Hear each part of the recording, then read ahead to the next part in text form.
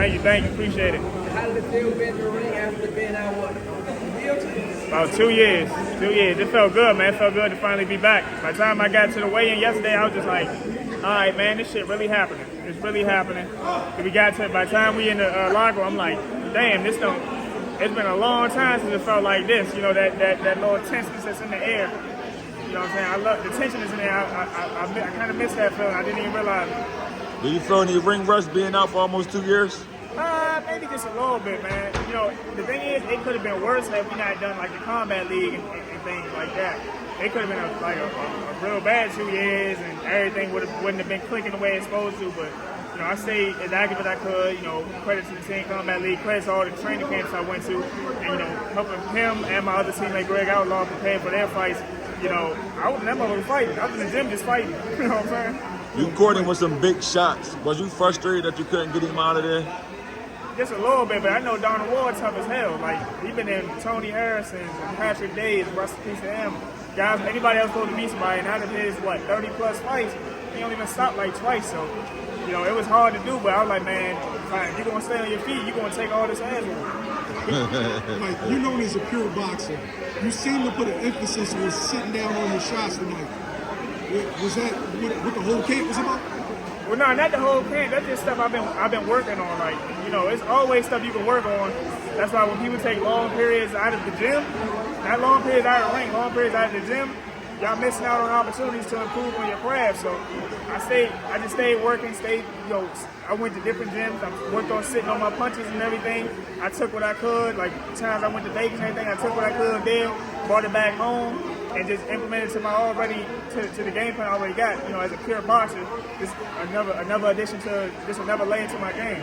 Now, is this the next fight, November, right? Yeah. Is it going to be another 8, or are you going to go back to 10s? Well, I'll talk to Tony. We'll see what comes up. You know, this was July. We got November, and I'm just taking this time, shake all the rust off, get everything back in shape at the top of the year. So everybody at the Westway division, y'all got to the end of the year to tighten up. Because when I get back on the scene, I'm coming to get y'all. Alexis Rocha just fought last night. Did he win? I don't know. I missed it. But I mean, I saw he was back chopping. I ain't got no problem fighting him. You know the fight that I won. Rematch from Team Combat League. Oh yeah, Rashidi Ellis. Give me some rounds with Rashidi Ellis. I mean, he good for one round. That's what I definitely know.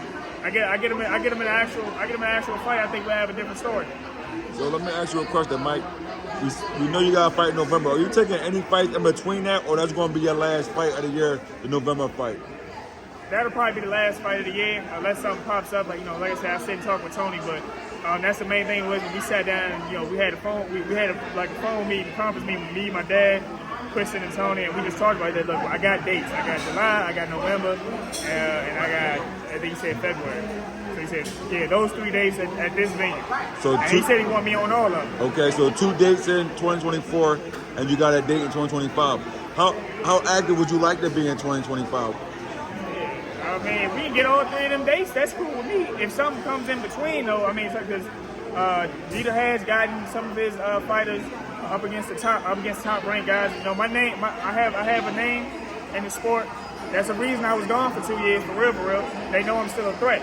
They hit Michael Fox. When Michael Fox's name get brought up, phones hang up. That's just what it is. All right, so speaking of a top ranked fighter, a kid that I like as well as you, Brian Norman Jr. Yeah.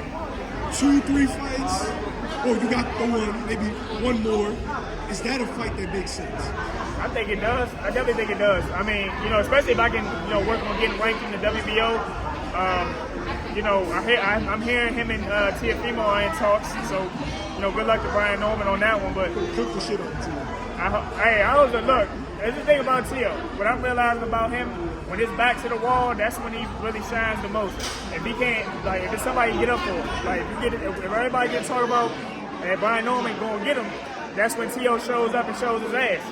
But I think, Brian Norman is the naturally bigger fighter. I think he the one. I think he can get him. I think it's a big opportunity for him. But if I get ranked in the WBO, Brian, I'm gonna be looking for you. Tell your pops I said what's up too. That's my man. That's my man. Range your performance tonight. About a B-. But 2 years off. I can give myself a little bit of grace and leniency, but you know, Donald Ward is not the zenith of my career. That's not where my level of opposition ends. So, you know, like I said, you just heard guys like Brian Norman, Mario Barrios, dudes like that. You know, Boost, but not in Philly. Boost, but not in Philly.